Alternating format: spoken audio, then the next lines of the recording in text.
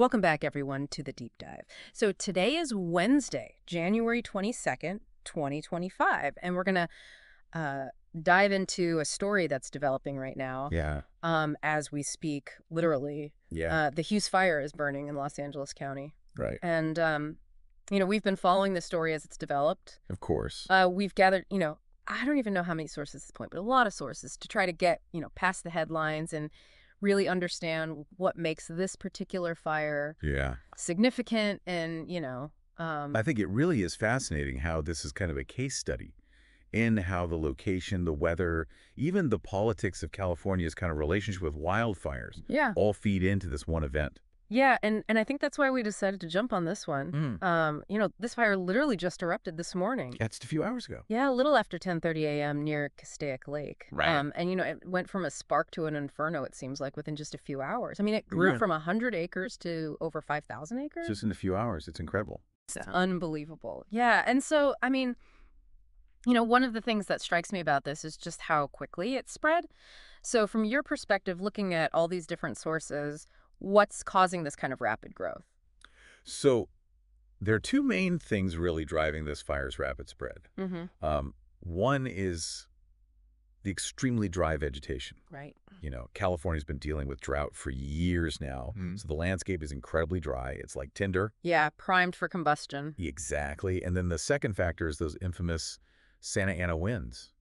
Those powerful winds coming down from the mountains. Yeah. They're notorious for fanning the flames of wildfires, and this is a prime example of that. Yeah, it's like they're pouring gasoline on the fire almost. Well, that's a good way to put it. Yeah, and I read that the smoke plume, you can see it for miles. Oh, yeah. Right? It's affecting traffic on Interstate 5, and, it makes you realize that even if you're not directly in the path of the fire, it can still have a huge impact on the surrounding areas. Absolutely. And, the location of this fire makes it even more complex. We're talking about a fire burning just 6 miles from Six Flags Magic Mountain. Wow. Which is a major theme park. And even more critical, I think, is the proximity to Castaic Lake. Right. Which is a major reservoir that supplies water to Los Angeles. Yeah, that's a little unsettling when you think about the potential for water contamination. Yeah. If ash and debris get into the reservoir. Right, and that's a real concern because, we're not just talking about the immediate area of the fire.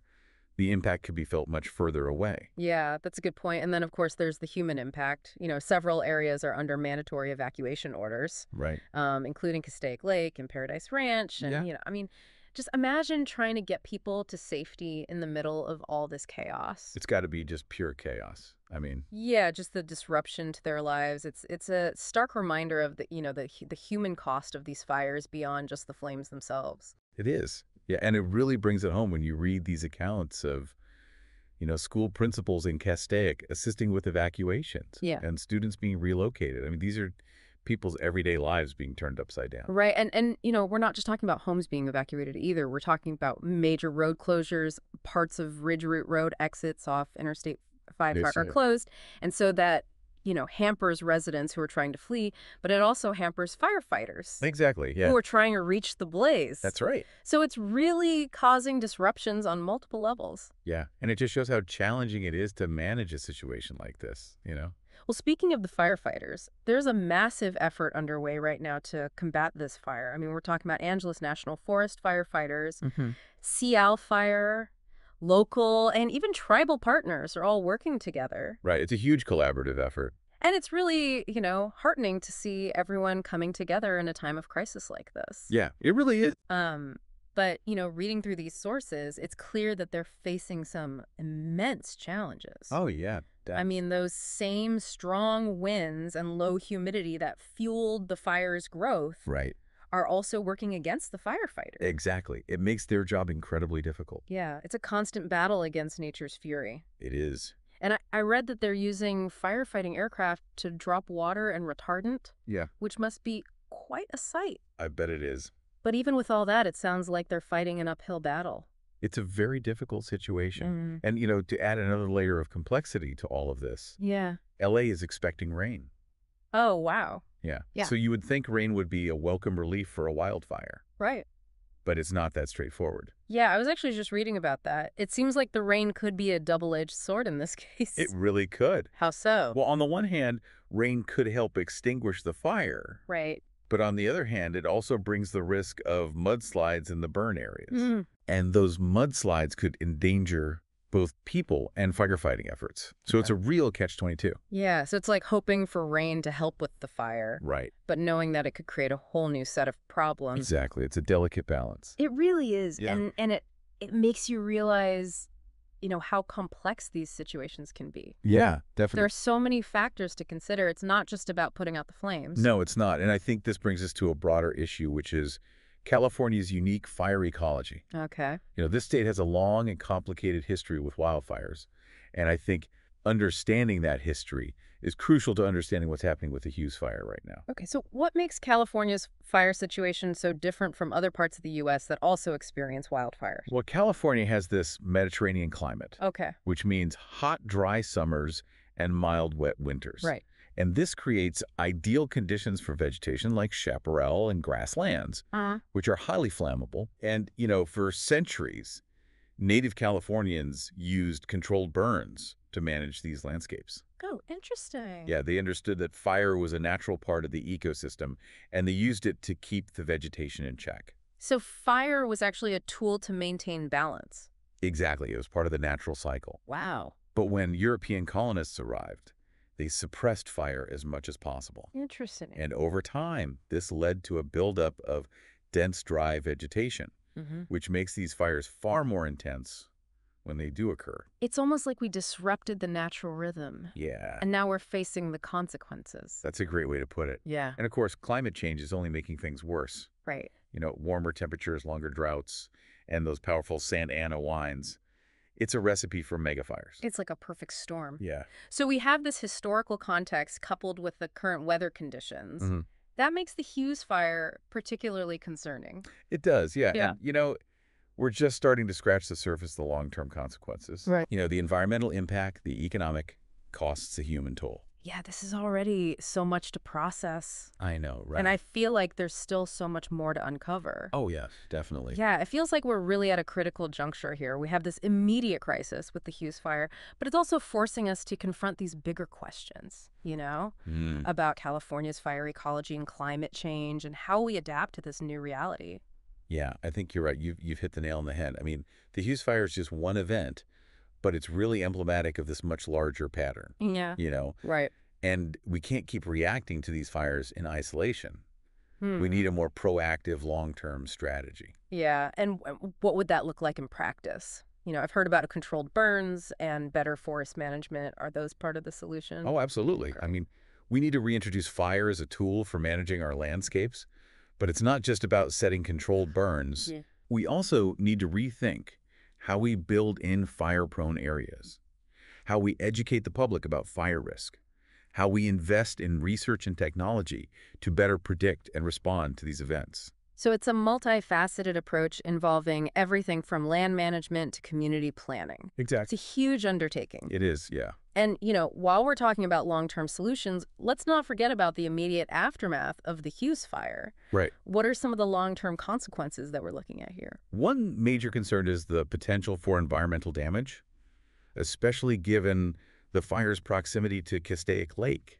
Right. If ash and debris contaminate the water supply, that could have significant consequences for Los Angeles residents. That's right. We talked earlier about how Castaic Lake is a major reservoir for the city. So contamination wouldn't just affect drinking water. Right. It could also impact agriculture, wildlife, the entire ecosystem. Absolutely. It's all interconnected. Yeah. And then there's the economic impact to consider as well. Right. The cost of fighting the fire, the damage to property, the disruption to businesses and tourism.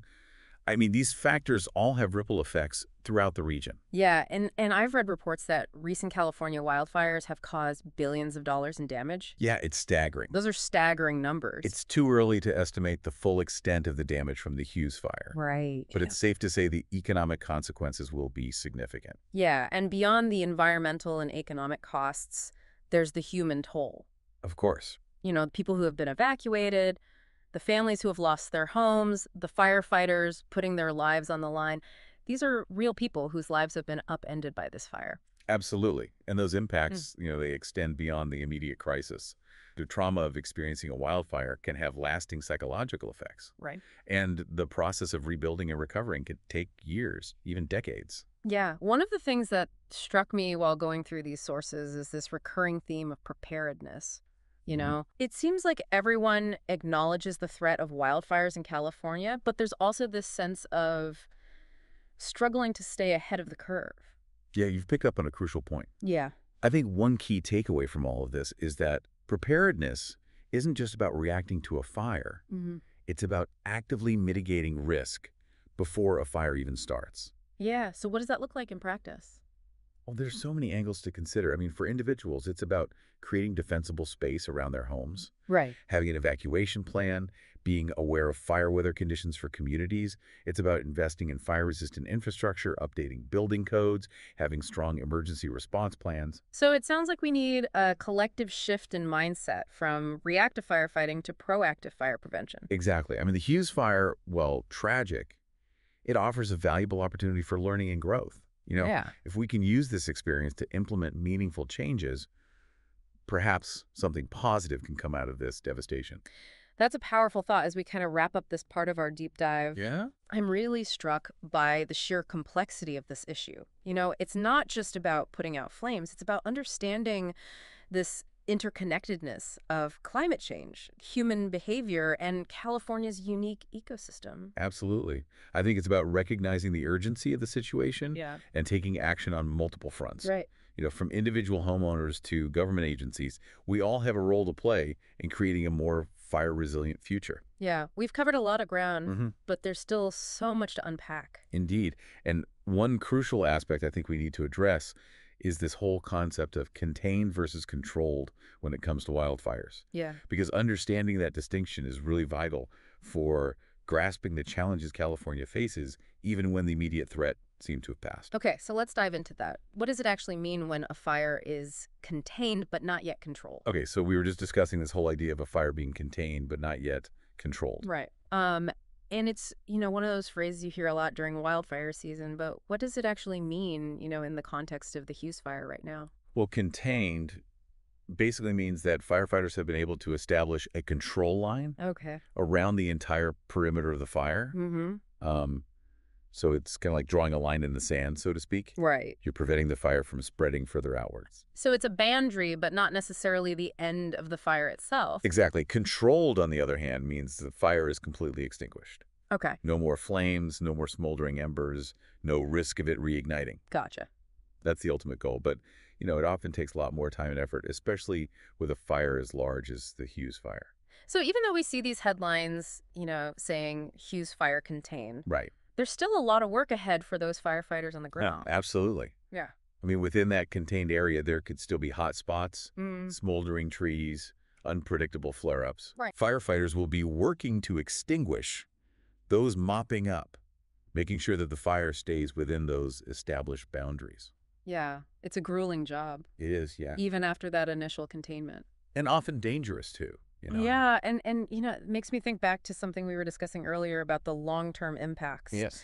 I remember reading in one of the sources about the risk of mudslides even after a fire is contained. Oh, yeah, that's a huge concern. Can you elaborate on that a little bit? Sure. So when a wildfire burns through an area, it destroys the vegetation that helps hold the soil in place. Right. So even when the flames are gone, the land is incredibly vulnerable to erosion.